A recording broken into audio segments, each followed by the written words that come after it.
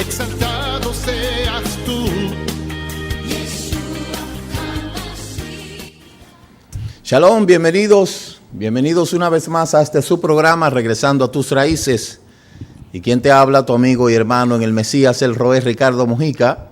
Somos el Ministerio Mesiánico Internacional Directo al Corazón, anunciando la restauración de Israel y de todas las cosas, como lo declara las Sagradas Escrituras en el libro de Devarim, capítulo 30, desde el verso 1 hasta el verso 15.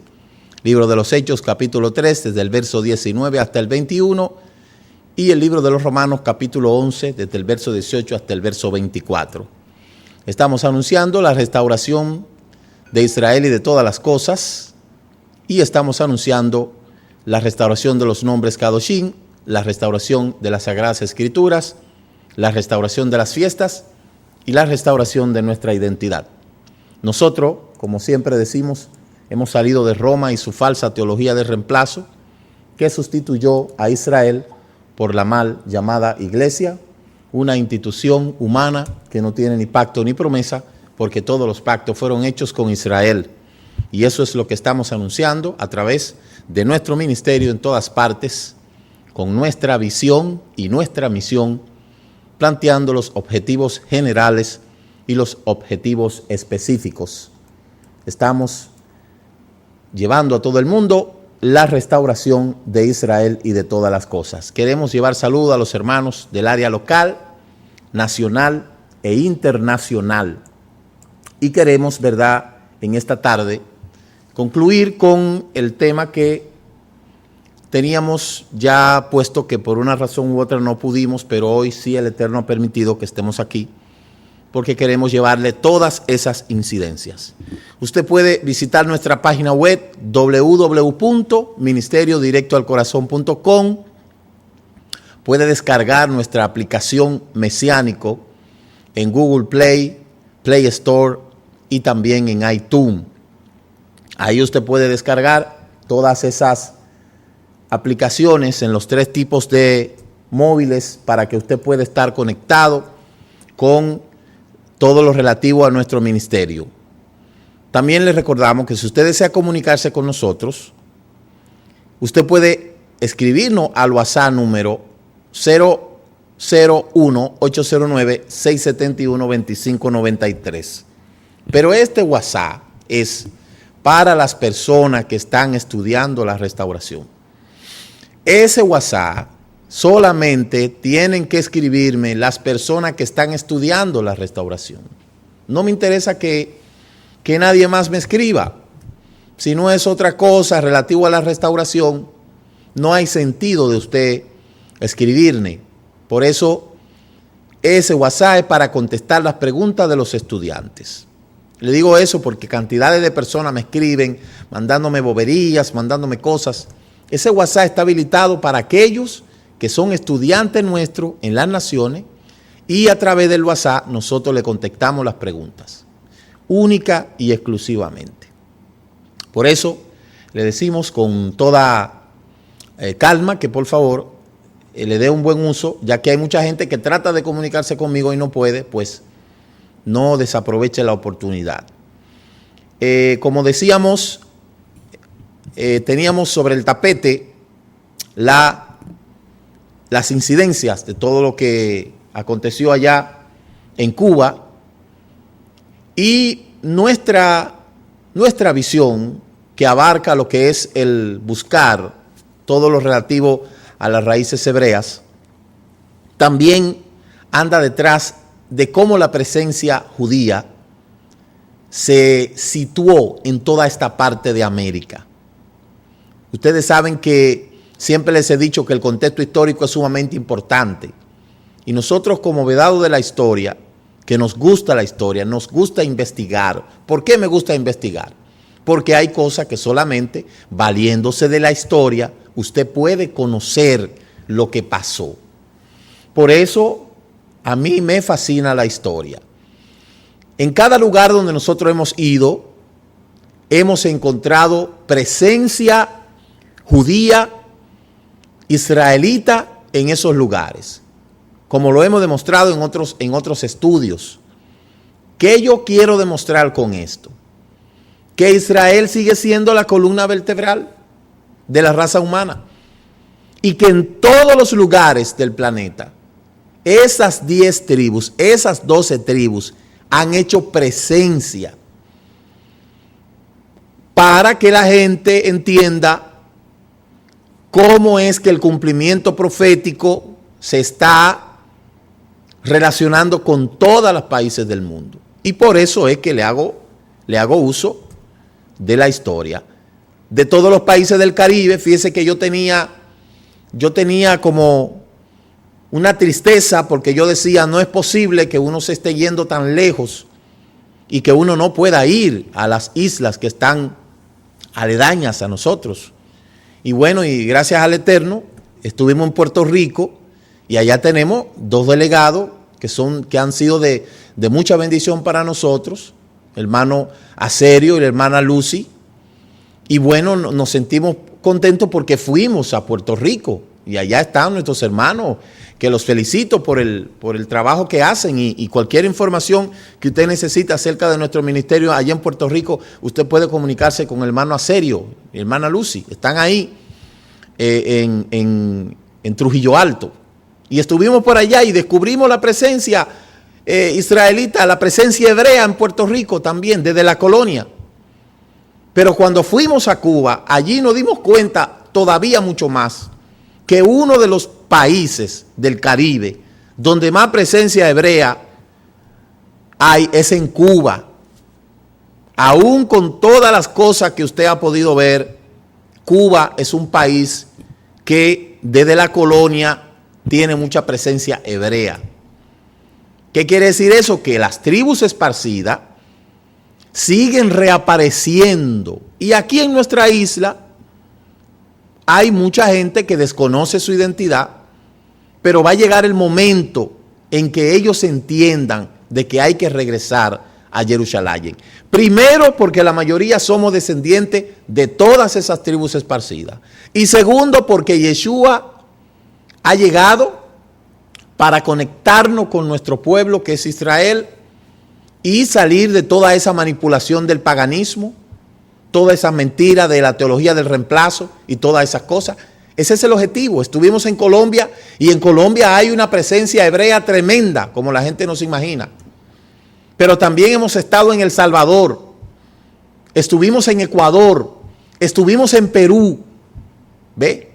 Y sucesivamente en cada uno de estos lugares hay una presencia de las 12 tribus. ¿Por qué? Porque América era el país, ¿verdad? O era el continente que aparentemente estaba inhóspito, y al llegar aquí, en el 1492, Cristóbal Colón, que no todo lo que se dice de Cristóbal Colón es cierto, porque lo que destruyeron y exterminaron a los indígenas no fueron los judíos que vinieron con Cristóbal Colón. Y esa presencia hebrea ha estado presente desde la colonización hasta los gritos de independencia que se suscitaron en todos los lugares. En Cuba, cuando yo analizo y hago estudios profundos de todo lo relativo a Cuba, con el famoso grito del Are, allí hubo una presencia tremenda hebrea y vamos a ver que el libertador colonial, ¿verdad? Que estuvo relacionado con judíos, José Martí, el libertador de Cuba, José Martí, y luego posteriormente vemos todo eso, todo ese despliegue de líderes que todos tenían presencia judía en su vida. Hasta llegar allá, hasta la famosa revolución, ahí estuvieron muchos hombres que también ayudaron. Entonces, realmente yo le digo esto para que usted entienda de que nuestro ministerio no solamente se aboca a una interpretación de algún texto a partir del contexto hebreo, sino que andamos buscando también evidencias históricas, que es lo que mucha gente no entiende. Cuando mucha gente, yo lo escucho decir que es la verdad, porque fíjese, hay mucha gente que está apasionado con la restauración, muchos ministerios, muchos están apasionados con la fiesta, y solamente es la fiesta, y todo lo que hablan es de la fiesta. Hay otros que están apasionados con el nombre, solo hablan del nombre, y del nombre, y del nombre. Otros están apasionados con el Shabbat, que el Shabbat, y que no es el sábado, y que es el martes, y que no sé qué. y otros están apasionados, ¿verdad?, con otras cosas. Pero yo le quiero decir que nuestro ministerio no tan solamente se aboca a la restauración de los nombres, de la fiesta, de las escrituras y de la identidad, sino de todo lo que tiene que ver con el pueblo, porque la restauración es algo sumamente amplio. Por eso yo le digo a la gente, cuando usted escuche a alguien que le esté diciendo, yo tengo la verdad, mire, primero tiene que definir qué es una verdad. Después que usted delimite el contexto de la verdad, entonces usted tiene que verificar si esa verdad no tiene variables. Y luego que no tenga variable, ¿ve?, tiene que ser una verdad convincente. Por eso yo estoy enseñando a la gente a que razonen. A veces no es cuestión de mucha revelación, sino solo de razonar, de escuchar y de razonar. También es el hecho de que si tú me tienes una hipótesis, la hipótesis es fácilmente comprobable a través de una investigación. Y si tú tienes una teoría, yo te la respeto, que a través de la dialéctica podemos interactuar a ver si es cierto lo que tú me estás planteando. Entonces, por eso le estoy diciendo al pueblo, aprenda. No escucha a todo el mundo, pero analice todo lo que todo el mundo dice para que usted se dé cuenta, porque hay algo que ha hecho mucho daño y es el extremismo. Entonces vamos a ver estas incidencias de lo que pasó allá en Cuba y vamos a entrar en unos contextos históricos que relacionan la presencia hebrea desde 1492 allá en Cuba. ¿Ve?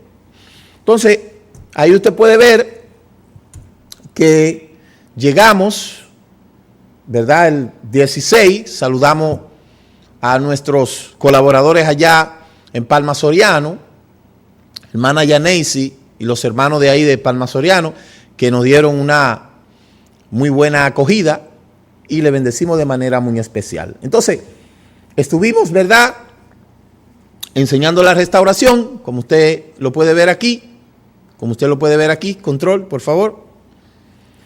Estuvimos, ¿verdad?, enseñando a través de la visión, la misión, nuestros objetivos generales, nuestros objetivos específicos, como lo presentamos en otro programa. ¿Ve? Estuvimos enseñando acerca del Shabbat, estuvimos haciendo Tevilá, una preciosa playa, allá por la playa Francés. Estuvo muy bonita la actividad y luego ahí estuvimos visitando la sinagoga de Santiago de Cuba, que fue fundada en octubre de 1924 y fue establecida en ese local en el 1939. Estuvimos también en el cementerio israelita, que fue fundado en el 1925. Y allí estuvimos conociendo a algunos personajes destacados. En ese cementerio están sepultados cantidades de personas que fueron inminentes. Sobre todo ahí estuvo también el primer rabino. Ahí está el primer rabino de Cuba. Está también ahí en ese cementerio. Y también estuvimos conociendo la historia de ese cementerio, que ya ustedes lo pueden ver en YouTube. Quiero hablarle de la tragedia del barco San Luis del 1939. A lo mejor usted no conoce esa historia, pero yo se la voy a contar, porque hay cosas que son como paradójicas, que uno, como que no, a veces uno no entiende, pero yo creo que a veces es mejor no entender mucho y solamente dejar las cosas que se suscitaron. Ustedes saben que en el 1939 comenzó el Holocausto con la noche de los cristales rotos y la agresión nazi de exterminar al pueblo judío. En la imagen nosotros vemos el barco de pasajeros San Luis, antes de partir de Hamburgo en mayo de 1939, zarpó de Alemania a Cuba con 937 pasajeros y la mayoría eran judíos. El San Luis zarpó, como ya lo hemos escuchado, y todos eran refugiados alemanes que escapaban de la persecución nazi buscando asilo. A poca distancia de la costa cubana, el transatlántico recibió un telegrama de que informaba de problemas con las autoridades cubanas, así que a su llegada a Cuba, el gobierno de Federico Laredo Bru negó la entrada al territorio cubano a los pasajeros de San Luis, ya que fuera en calidad de turista o como refugiados políticos. No obstante ello, el gobierno cubano accedió tras intensas negociaciones permitir la entrada a quienes pagaran una cuota de $500 por el visado y pasajero. Suma que la mayoría de los refugiados obviamente no tenían. Y las demandas del gobierno de Laredo y la revolución de las negociaciones provocaron un motín, 2 intentos de suicidio y decenas de amenazas, y finalmente 29 de los 937 refugiados lograron desembarcar en La Habana. ¿Ve? Entonces usted puede ver ahí cuál fue el rechazo. El rechazo fue que el gobierno había establecido un decreto, el decreto 55, que restringía el acceso a su territorio según el caso de solicitante de entrada, distinguiendo 2 categorías, los turistas y los refugiados. Al contrario de los turistas, los refugiados necesitaban de una visa de entrada y además tenían que pagar $500 con el fin de demostrar que no iban a constituir una carga pública al Estado cubano. Y no obstante, había una falta, pues no se definía claramente la diferencia entre turista y refugiado, y el director de migración, aquel entonces, Manuel Benítez, aprovechando esto, vendía permiso de entrada, y a fin de terminar con el tráfico, el presidente de la República, Federico Laredo Bru, hizo aprobar un nuevo decreto en el cual quedaban derogadas las visas dadas anteriormente. Como consecuencia, los pasajeros de San Luis se les negó la entrada a Cuba a pesar de las visas ya otorgadas por la Embajada de Cuba en Alemania, y ese barco fue devuelto a Alemania. En los pasajeros de San Luis, que murieron todos, porque de ahí fueron a la costa este de los Estados Unidos, y lo tenían como un mamotreto, lo tenían como una bolita de ping-pong, para aquí y para allá. Estos pobres refugiados fueron muertos en el Holocausto. Usted lo puede ver ahí la ruta, mire, ellos salieron de Hamburgo y fueron toda esa ruta hasta mayo del 13 de mayo de 1939, llegaron a La Habana.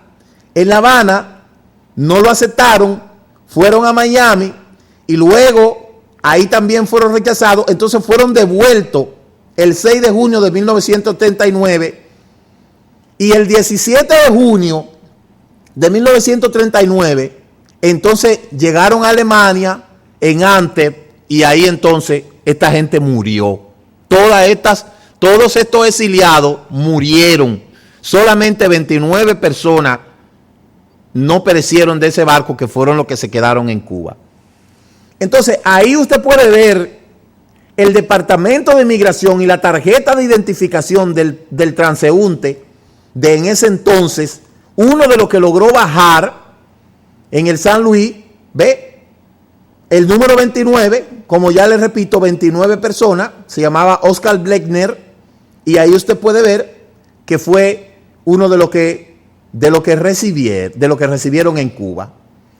Dentro de todas esas personas que llegaron, las pocas personas que llegaron, entonces yo conocí allí a Jaime Gant.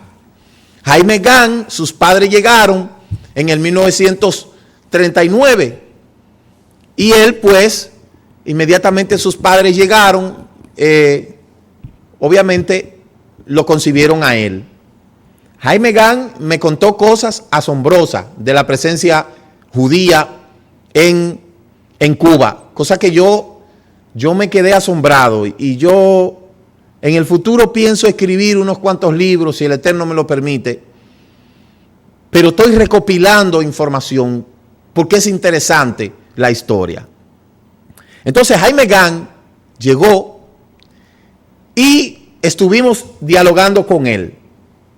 Igualmente, al igual que aquí, usted sabe que aquí llegó una cantidad de judíos en el 1937 por Trujillo, y aquí los judíos le decían a República Dominicana Sion tropical, pero allí Cuba también era un paraíso que tenía las condiciones para ellos vivir, porque anterior a eso los judíos que llegaron con Cristóbal Colón vieron a Cuba y también fue un lugar donde era apreciable para ellos. Entonces, allá Jaime Gant nos habló, estuvimos conversando, nos habló de dos libros que se han escrito. Uno se llama La isla llamada Hogar, que fue escrita por Rube Har, que le quiero decir a estas personas que todavía Jaime Gant está vivo, el último sobreviviente de Palma Soriano, el último judío sobreviviente de los descendientes que llegaron en el 1939.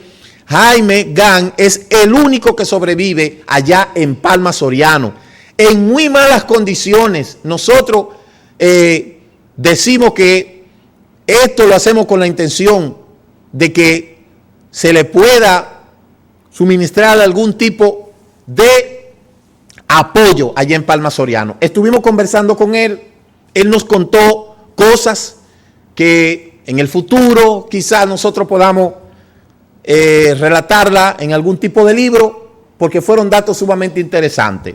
Él dialogó con nosotros, nos recibió en su casa y estuvimos conversando con él. Él nos hablaba de cómo los judíos habían ayudado mucho en lo que es el desarrollo de Cuba, cosa que no se habla en ningún libro de historia, porque esto es una mezquindad de algunos historiadores, el querer obviar la presencia judía en todos los países, que yo no sé por qué pasa eso, ¿ve? Y aquí él nos mostraba todos los documentos con evidencia del papel que jugaron los hebreos en Cuba. Aquí se muestra la sinagoga, que estuvimos allá, y usted puede ver algunos rollos de la Torá ahí, y ahí usted puede ver esas notas en Yadís de sus dos padres que están sepultados allá en el cementerio donde nosotros fuimos. Ese libro, una isla llamada Hogar, fue escrita por Rube Har.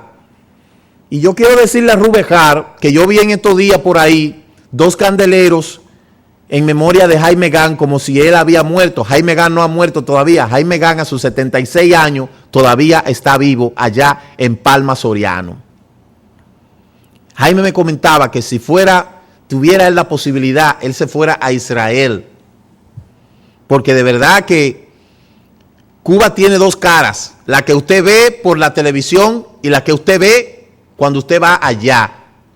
Por eso yo le doy gracias al Eterno que me permite en su misericordia visitar lugares para uno ser testigo ocular. Y no es lo mismo. Usted le pueden hablar muchísimas cosas de Cuba. Yo tengo mi concepto sobre Cuba. ¿Ve? Y dicho sea de paso, el cubano es una persona trabajadora, que ha echado para adelante, es un sobreviviente. Los representantes de la sobrevivencia son los cubanos. Y no me quiero meter en otros asuntos ahí porque no me confiere eso. Entonces, Jaime Gant escribió el Atlas del Judaísmo en Cuba. ¿De qué se trata este libro? Este libro se trata de la presencia de los judíos desde 1499. Un atlas que recoge todas las características y cómo llegaron y cómo se desarrollaron. El presente atlas, que tiene como objetivo de plasmar en un conjunto de mapas y tablas las huellas dejadas por los hebreos en Cuba desde 1492 hasta nuestros días, se brinda una información básica y por ello necesariamente incompleta sobre los hechos más relevantes de la historia de ese pueblo en su vinculación con el país y con otras áreas geográficas. También se trata de definir la ubicación y sitio significativo y su relación en otros lugares, así como delinear los tránsitos, trazar las rutas y movimientos de personajes representativos o grupos humanos en sus procesos migratorios. Entonces aquí Jaime Gant desglosa cómo llegaron los judíos o los hebreos a España, de España a Cuba. Como usted puede entender y puede ver en ese mapa, a lo largo de la historia, el pueblo hebreo que se vio forzado a efectuar sus largas migraciones a tierras extranjeras, llegando a convertirse en una característica de la identidad hebrea.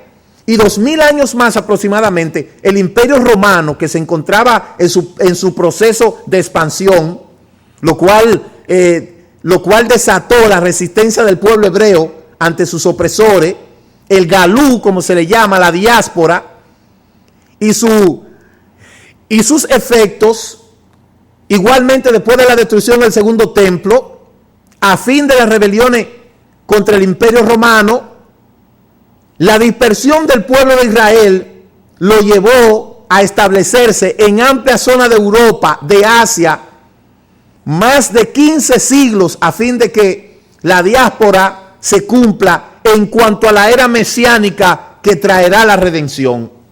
Eso es lo que yo le estoy tratando de mostrar, que esos esparcimientos están relacionados nada más y nada menos con lo que es la restauración de Israel y de todas las cosas. Aquí nosotros podemos ver una gráfica que en el 1492 prácticamente es una síntesis cronológica de la historia de Cuba, que en el 1492 la isla de Cuba es descubierta por Cristóbal Colón en su primer viaje al Nuevo Mundo, y con posterioridad, a principios del siglo XIV, se inicia el periodo colonial con la extensión aproximada de 4 siglos.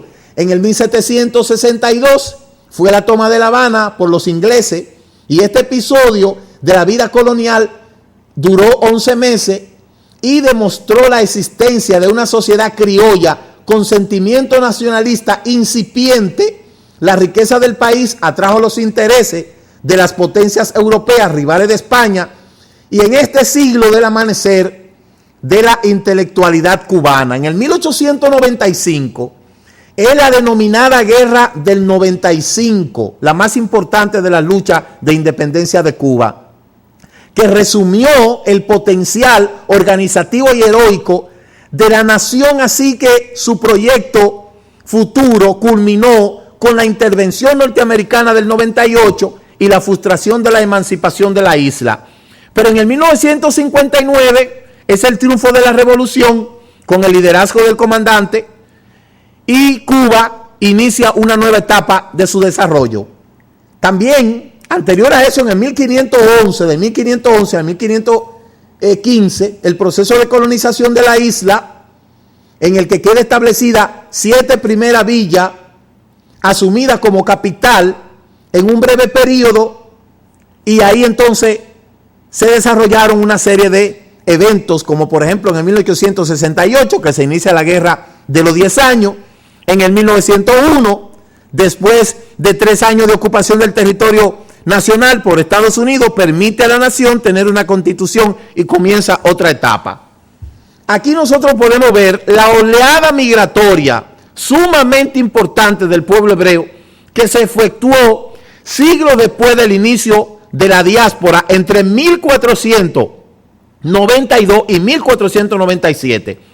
Y las ocurrencias de estos nuevos hechos tiene cabida en la expulsión de los judíos sefardí de los estados de la península ibérica, en el proceso de la reconquista, la dispersión de los sefardí por amplias zonas del Mediterráneo y norte de Europa imprimió un nuevo Cádiz del mapa cultural de la región.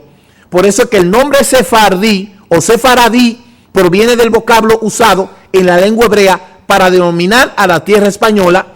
Esto es Sefará. Hoy en día la comunidad sefardí se encuentra en múltiples países, como usted lo puede ver ahí. Desde 1492 hasta 1497 hubo una oleada migratoria, no tan solamente en Cuba, sino en todos los países de América.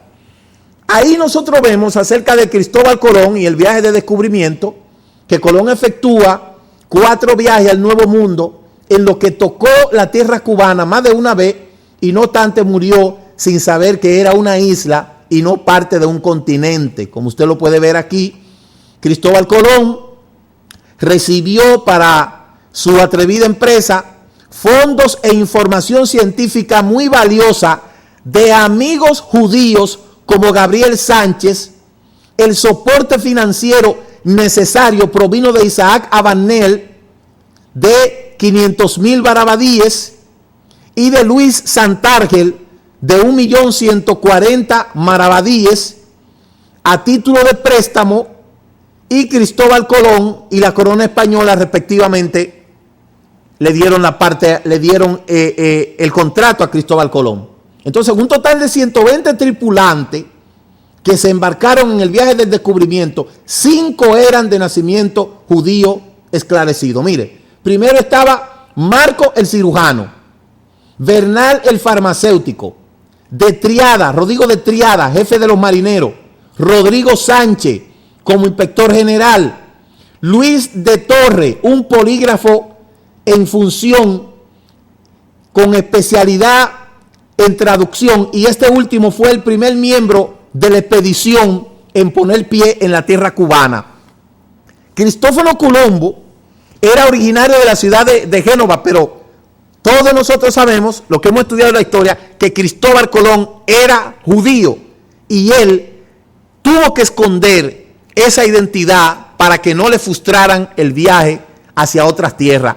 Pero el objetivo principal de Cristóbal Colón era poder buscar posibles escapes para que la comunidad sefardita y los judíos que estaban siendo perseguidos exploraran y buscaran a otro lugar. Por eso, algo que yo no he leído en ningún libro de historia, y fíjese que a mí me han dado historia bastante del descubrimiento, pero siempre usted va a notar que le van a hablar de las mismas 3 calaveritas, de, por ejemplo, en el caso que llegaron aquí, de Guacanagarí, de que no sé qué, de un sinnúmero de cosas, porque yo no sé cuál ha sido siempre la intención de desnaturalizar la presencia judía del contexto histórico.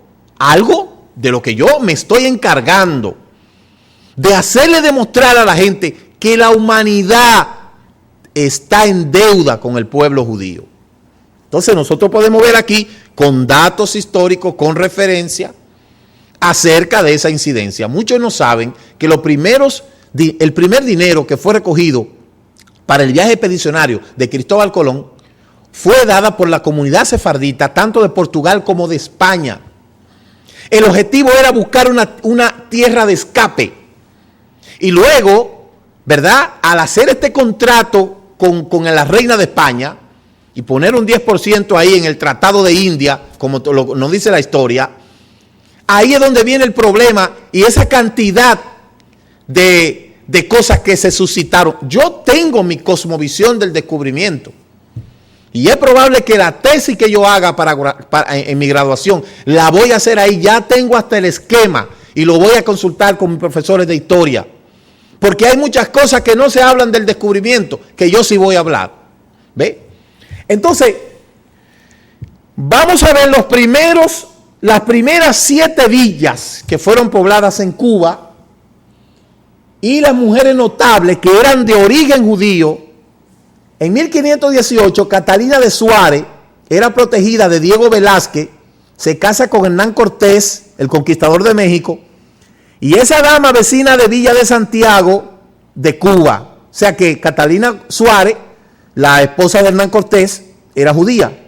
En el 1539, Isabel de Bobadilla, esposa del conquistador español Fernando de Soto, asume temporalmente el mando del gobierno colonial y fija la residencia en Villa de La Habana. Y en el 1546, doña Guionar de Guzmán contrae matrimonio con el gobernador de Cuba, Juanes Dávila, de descendencia hebrea también, y lo era su primer esposo, Pedro de Paz. Ambos estaban entre los vecinos más ricos de la Villa de Santiago de Cuba.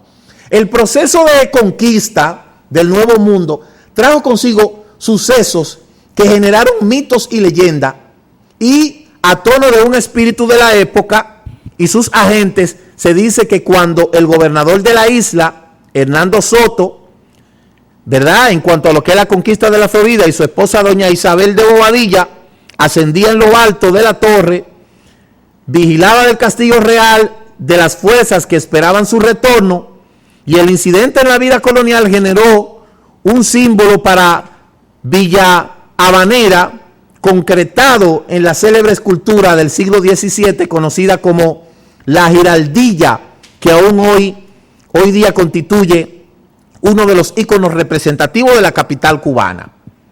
Entonces, aquí podemos ver la salida de la expedición de Hernán Cortés hacia México desde Santiago de Cuba y la salida de la expedición de Hernán Soto hacia la Florida desde La Habana. ¿Ve?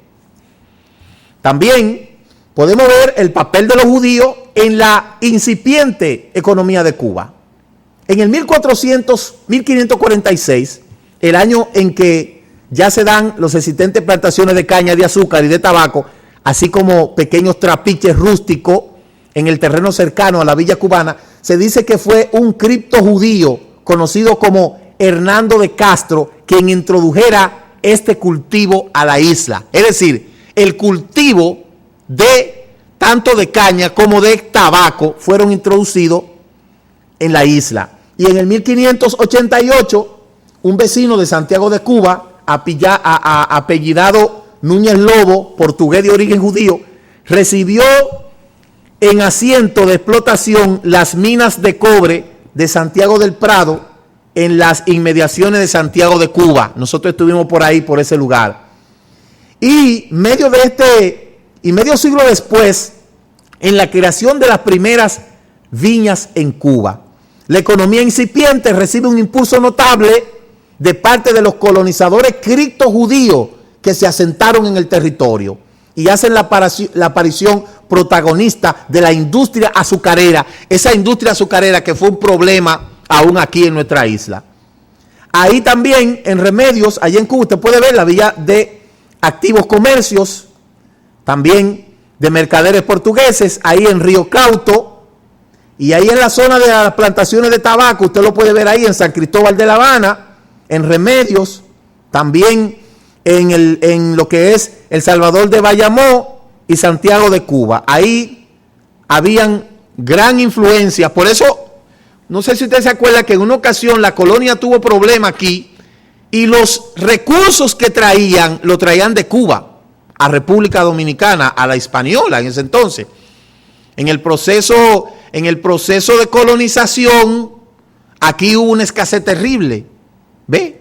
Cuando habían los periplos de la Reconquista y todas esas cosas las traían de Cuba. Entonces, la labor antijudía de la Inquisición en Cuba también se vio presente, porque los judíos siempre han sido perseguidos por el catolicismo. El paganismo, el catolicismo siempre ha sido un persecutor de lo que es la población judía, porque Roma siempre quiso adueñarse del pueblo judío, de las tierras de Israel. El Sacro Imperio Romano, ese vasto y grande imperio que se convirtió después en un disparate, siempre quiso subyugar a los judíos bajo su imperio, pero ellos nunca en la vida ellos aceptaron el hecho de otros dioses, y eso le costó la vida a cantidades de judíos. Y todo eso está en la historia. Cuando usted habla de las cruzadas, las inquisiciones, que fueron 10 cruzadas y 8 inquisiciones, todo era con el objetivo de exterminar el pueblo judío. Por eso no es menos cierto hoy que ese paganismo rampante que siempre quiere destruir, borrar de la faz de la tierra todo lo que vuela a adorar un solo Dios, el monoteísmo. Por eso es que hasta el día de hoy usted puede ver el problema que hay. ¿Ve? Mucha gente que viene de Roma pero no quiere reconocer de que eso es paganismo y que hay que salir de ahí, porque el diseño siempre ha querido destruir lo que es el monoteísmo. Pero no hay manera de que alguna gente entiendan, no hay forma. Mira, hay gente que son tan ciegos que el color negro ve más, porque no entienden que ha habido siempre una componenda. Entonces, la labor de la Inquisición en Cuba también se dejó manifestar, porque dijeron, pero ¿y por qué los judíos están emigrando tanto al Caribe? Y mandaron a un expedicionario de la Inquisición aquí a ver qué era lo que estaba pasando. En el año 1516, Fran Juan Quevedo, el nombrado obispo de Cuba, y como encomienda especial, recibe el encargo, oiga, de vigilar a los judíos de los nuevos asentamientos de la isla. Es quizás este dato el que marca el inicio de la Inquisición en la isla y los procesos represivos asociados a esta. El primer juicio de relevancia fue en 1618 contra Francisco Gómez de León, convicto de judaizante. Su fortuna fue decomisada y encarcelado de por vida. Y otros procesos importantes ocurrieron en el 1627 y 1636. contra los vecinos de La Habana por causas similares. En el siglo XVIII, la notariedad de los juicios contra Jacobo Núñez López en el 1712 y Fray José Díaz Pimentel en el 1712, así como Juan Rodríguez y Mesia y Antonio Santanella en el 1873. Una de las formas más frecuentes de reaccionar por parte del Tribunal de la Inquisición era la exhumación de los cuerpos de los presumidos judíos. Y en el año 1649, en la ciudad de La Habana, fueron desenterrados y quemados los restos de Miguel Núñez y de Huerto por esta causa.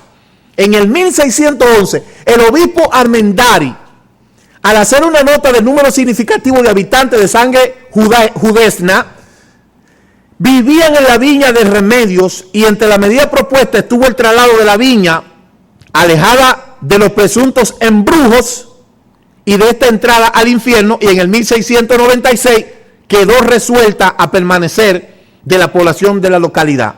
Entonces el padre de las casas, que decía a los pobladores de las Antillas en 1516, cuando los españoles no conocían a México ni al Perú, que estas islas ya se habían quemado y algunos judíos por la Santa Inquisición aún quedaban por quemarse. Eso es citado por Fernando Ortiz en la introducción del libro de José Martí y la comprensión humana, de la página 17. Ahí está la referencia. ¿Ve? Entonces, las jurisdicciones y las inquisiciones no tan solamente se extendieron a Cuba, sino a toda América Latina. En el 1516, Juan Quevedo, como ya lo hemos dicho, fue instaurado, y de ahí se llevaron cantidades de inquisiciones en otros lugares. Ahí nosotros vemos la ruta del asentamiento, y nosotros podemos ver aquí los Pilgrims Fathers, estos 23 peregrinos que constituyeron los fundadores de la comunidad judía de Nueva York. En su viaje desde Recife, hacen una escala en Jamaica y el Cabo de San Antonio para luego proseguir hacia Norteamérica. Otros judíos que habitaban en Brasil, holandés, han asentarse en el Caribe y Norteamérica al ser ocupada en dicha zona por los portugueses en el año 1654. Aquí está la ruta de cómo esos judíos bajaron acá. Por eso ahí usted ve que en Colombia hay una presencia fuerte de judíos. Entonces aquí está la relación de miembros de la familia con la Inquisición. Los judíos que fueron forzados por la Inquisición a la conversión cambiaron sus apellidos, usaron frecuentemente símbolos cristianos como apadrinado, y por esa parte eran conocidos como los Cristos judíos. Y aproximadamente en 1460 se hace mención del noble converso del Domingo de Santa Cruz en la corte del rey Juan II de Aragón. Y ahí hay otros escritos que en otra ocasión vamos a estar hablando de ellos, ¿ve? Y aquí hay una larga data de información que obviamente no puedo relatar todo porque no tenemos tiempo. Pero aquí nosotros vemos una visita pastoral del Monseñor Morel de Santa Cruz. Ahí vemos cómo ellos ubicaron todas esas cosas y obviamente estaban investigando por qué habían tantos judíos que estaban escapando de España, y obviamente les resultaba extraño de que estuvieran yendo al Caribe. Aquí la Inquisición prácticamente no existió, pero existió otra cosa peor que se la vamos a estar hablando en otro momento. Aquí lo que pasó fue la teocracia papal. Eso fue lo que se dio aquí. ¿En qué consistía la teocracia papal? Que los reyes de España le dieron poder plenipotenciario a los sacerdotes que estaban aquí para que se hagan dueños de todo. ¿Ve? Usted escucha que después en el 1822 y que la UAS fue cerrada porque los haitianos, eso es mentira. La UAS la cerraron porque los sacerdotes se les cortó el dinero que estaban ganando y tuvieron que irse a trabajar. Eso fue lo que pasó. Entonces, aquí vemos la participación en la lucha independentista. En el 1832, conspiraciones de Bolívar En el 1850, la primera expedición de Narciso López. En 1892, fundación del Partido Revolucionario. En 1851, segunda expedición. 1868, Carlos Roff y Malowski, también polaco. Y en 1897, igual. Aquí hay algo que también tenemos que conocer como los caminos de Louis Stenger en su lucha por Cuba. Nacido en Hungría en el año 1828, en el seno de una familia de ascendientes sefardí españoles, también desarrolló una vida de lucha a favor de lo que era la independencia. Por eso, ustedes escuchan que dicen que el mismo líder de la revolución era judío. Claro que sí, tenía presencia. Y aquí vemos a José Martí, que esto sí lo vamos a decir, los vínculos que José Martí tenía con el judaísmo. Mire, en el 1896 se funda el Club de Patriótico de Tampa por Rubén, al que escribe mucho como judío simpatizante por la causa cubana. Y en el 1890, el letrado neoyorquino Horacio Rubén, amigo personal de Martí, deviene en abogado del Partido Revolucionario Cubano y se involucra notablemente en el proceso de Libertador y llega a ser nombrado coronel honorario del Ejército Libertador. En el 1895, Martí visita a Key West con el fin de reunirse con aquellos interesados en la lucha independentista cubana y es acogido por los judíos, en especial Edward Steinberg, quien prepara un acto de bienvenida, y Martí emociona a la comunidad hebrea con su discurso, con lo que hace alusión a las persecuciones e infortunios de los judíos a tal punto que provoca lágrimas en los oyentes. Y esto no está en la historia de José Martí, esto lo encontramos en otro tipo de historia, porque como lo digo, siempre ha habido una componente de desvirtuar todo lo relacionado a los judíos en todo el mundo. En el 1882, a través del periódico La Opinión Pública de Caracas, José Martí condena abiertamente la persecución y el maltrato de los judíos en Rusia. Y en Zaragoza, en el 1874, José Martí recibe su título de doctor en Filosofía y Letras de la Universidad de esta ciudad. Dentro del contenido recibido encontraba el estudio de la lengua hebrea, o sea, José Martí también hablaba hebreo. Y en el 1881 al 1891, los periódicos de Opinión Pública de Caracas imprimen artículos donde José Martí, en los que se abordan los temas, los judíos desde la óptica cultural, comentarios sobre la festividad de Hanukkah y de carácter político y social y la situación del pueblo hebreo en las sociedades de la época. Como usted puede ver, Martí era un abanderado del judaísmo para aquellos que quizás no sabían esa información. Cuando se habla del flujo migratorio a Cuba en la primera mitad del siglo XX, aquí nosotros podemos ver cómo, porque fíjese una cosa, esos que abanderan tanto a Martín Lutero, yo le tengo una mala noticia.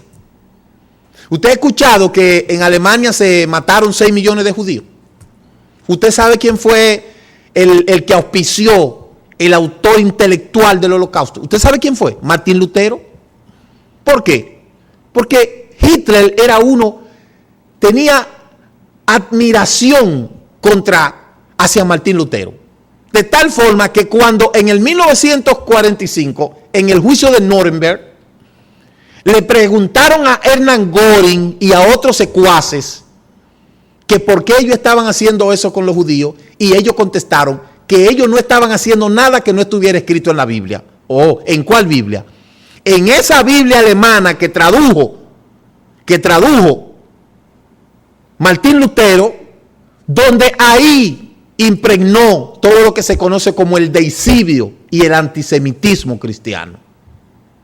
Por eso a mí no me extraña que hoy en día haya un rechazo tan abrupto de los cristianos hacia los judíos, porque eso fue impregnado desde un principio por sus padres, ese gran reformador, como muchos lo tienen, hurgado allá arriba, y que el 30 de octubre celebran el nacimiento de la Reforma. No se dan cuenta que la Reforma intentó exterminar también al pueblo judío. Y eso es algo que el pueblo judío no lo ha olvidado. Por eso es que a nosotros no nos asombra el rechazo tajante de la gente contra el pueblo judío. Entonces aquí nosotros podemos ver las oleadas migratorias de los europeos hacia Cuba, y no tan solamente Cuba, sino también todo el Caribe. Pero básicamente en Cuba se centraron más esas oleadas migratorias. La migración es algo que los seres humanos siempre lo han hecho desde el inicio de la humanidad, desplazarse de un lugar a otro.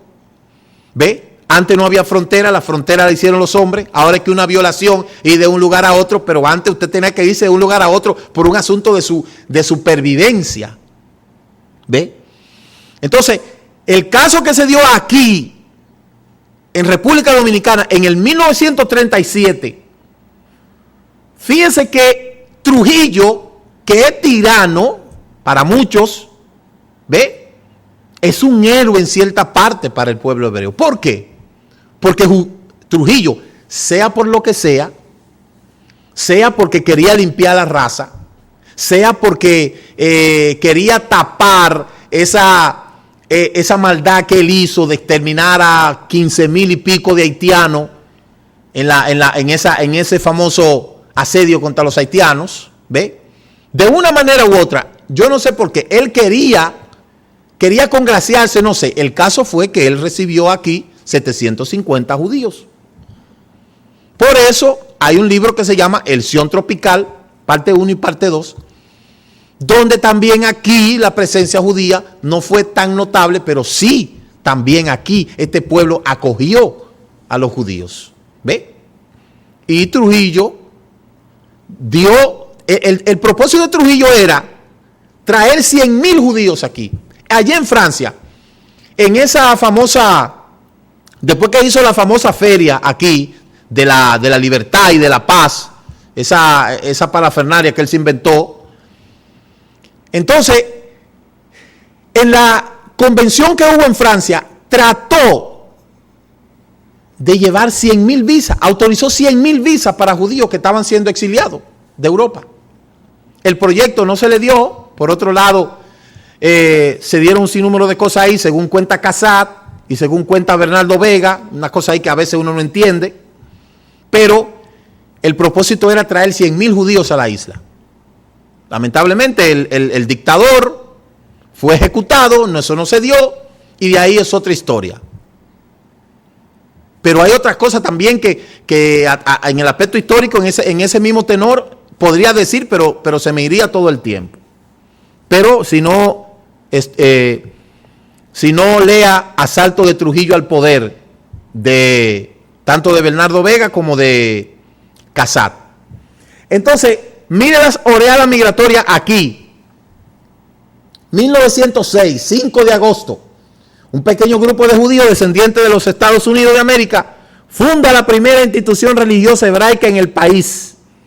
Se tiene noticia de que los judíos norteamericanos comenzaron a asentarse en la isla desde 1898. Y en el 1907 se inicia la llegada de los judíos sefardí desde un territorio balcánico en las áreas de la influencia como Turquía, Medio Oriente y Norte de África. Y en el año 1914 fundan la primera institución religiosa. En el 1921 comienza la inmigración de judíos askenazí desde países como Polonia, Rusia y Lituania. Y en el 1930 al 40, ante la creciente represión antisemita de los regímenes nazifascistas, se refugia en Cuba numerosa población de judíos askenazí procedentes de Europa. Por eso usted ve que la población cubana parece un chocolate. Usted va a ver muchos cubanos blancos de ojos verdes, porque eso pertenecen a los judíos askenazí que llegaron ahí. Y hay otros que son negros, que son descendientes ya de africanos. Pero allá no hay problema con eso. Allá en Cuba no hay racismo. Y la familia Lobo y su tránsito entre Europa y las Américas, esta fue una familia notable de igual forma también. Ahí está la familia y su patrimonio. Podemos seguir mirando un sinnúmero de cosas como los asentamientos de grupos hebreos en la industria, ¿ve? Pero no podemos obviamente desarrollar todo eso. Aquí tenemos los comercios hebreos en Santiago de Cuba en la primera mitad del siglo XX. Aquí están cantidades, todavía están ahí, existen muchos de ellos. Aquí tenemos una síntesis histórica de la sinagoga y los cementerios en Cuba, mire, desde 1906 hasta 1959, donde ahí narra todo esto. Todo eso pudiéramos leerlo, pero lamentablemente no tenemos tiempo. Y aquí están las sinagogas y cementerios, donde ya muchos de los cubanos no sabían esto. Y esto yo le estoy dando para los cubanos que están en Miami, los cubanos que están en todas partes, mis hermanos cubanos. En Cuba hay una presencia judía tremenda. Y hay cantidades de cementerios como el que nosotros fuimos y vimos allá en esa comunidad que le dicen El Cristo, allá cerca, camino hacia Palma Soriano, esa comunidad que se llama El Cristo. Bueno, hay cantidades de sinagogas y ahí hay varios monumentos, de igual manera a lo que es la Shoah o lo que es la migración, y de igual forma lo que es el Holocausto. También aquí hay instituciones judías que fueron fundadas durante la primera mitad del siglo XX. Todo esto está aquí inscrito en el libro El Atlas Judío en Cuba, como usted lo puede ver aquí. Aquí está también la presencia de los rabinos en Cuba. Ahí está el Jajam Gerson Mayá, Jajam Nesim Gambash, Rabbi Meir Gasher, ahí usted lo puede ver, también sefardita de origen turco, también askenazi y norteamericanos. Ahí están esas demostraciones. Ahí están las sinagogas en El Verado, en La Habana Vieja, igualmente en Santiago de Cuba. Aquí están las instituciones educativas y estudiantiles judías de la primera mitad del siglo, que también incidieron en eso. Luego tenemos la visita de Albert Einstein a La Habana. Señores, Albert Einstein visitó La Habana. ¿Y qué buscaba Albert Einstein en La Habana? Albert Einstein también era judío, para los que no sabían, eran judíos. Mire, los grandes intelectuales del mundo, en su mayoría, todos eran judíos. Ahí nosotros vemos que Albert Einstein visita Cuba por solo 30 horas en la escala de su viaje como un destino a California, y había salido del puerto de Verga, de Amber, el 2 de diciembre de 1930 rumbo a Nueva York, donde tuvo 5 días, y del 11 al 16 de diciembre parte hacia La Habana y continúa al sur para atravesar el canal de Panamá rumbo a San Diego, California, y de allí continúa su viaje por carretera hacia Pasadena en la cercanía del monte Wilson. Ahí Einstein arribó al puerto de La Habana en el buque con bandera alemana de Bélgica y lo acompañaba su esposa Elsa.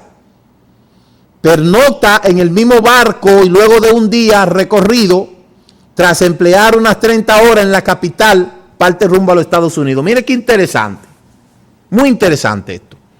Luego ahí tenemos la trayectoria vital del rabino Moshe Ragowski, de igual manera, y los incidentes del buque de San Luis, como ya yo le decía ahorita, al principio, que eso fue una catástrofe para el pueblo judío. Aquí también habla de los barcos Atalena y Jaiello, que también partieron desde Nueva York hasta Marsella, pasaron por Roma hasta llegar a Tel Aviv.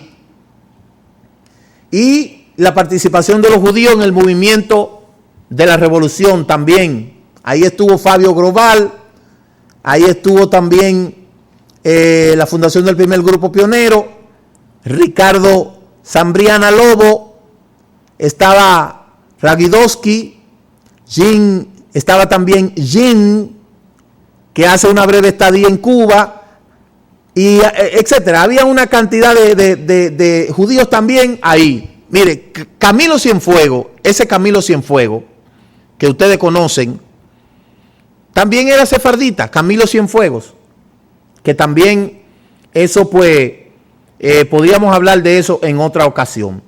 Es decir, que todo esto, nosotros lo hemos traído como una recapitulación de la presencia judía en Cuba.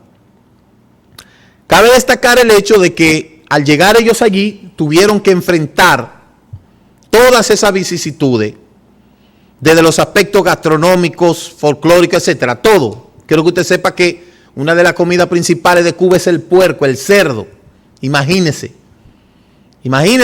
en un lugar donde la dieta es el cerdo, para una persona que tiene la dieta kosher. Lo que le quiero decir que no fue fácil. Le hablaba de Camilo. Camilo, uno de los jefes de Fidel, que murió en una expedición un poco confusa. En esos temas no nos vamos a meter porque nosotros no somos políticos, dicho sea de paso. Le queremos hacer saber a ustedes que nosotros no somos políticos. Nosotros somos apolíticos. Nosotros no somos ni precastrista ni postcastrista. Nosotros somos cubanistas, para que le queden las cosas claras. ¿Ve? Nosotros aupamos al cubano por ese ahínco que tiene de echar hacia adelante y que son los líderes de la supervivencia. Digo esto como este es un programa internacional que lo ven muchos países. De lo que yo estoy aupando es la sobrevivencia del cubano, nuestros hermanos cubanos, que son nuestros hermanos. Creo que en el Caribe hay 3 mellizos, dominicanos, cubanos y puertorriqueños. Usted nunca ha visto problema nunca entre República Dominicana y Cuba. Nunca ha visto problema entre Cuba y Puerto Rico. Y nunca ha visto problema entre Puerto Rico y República Dominicana.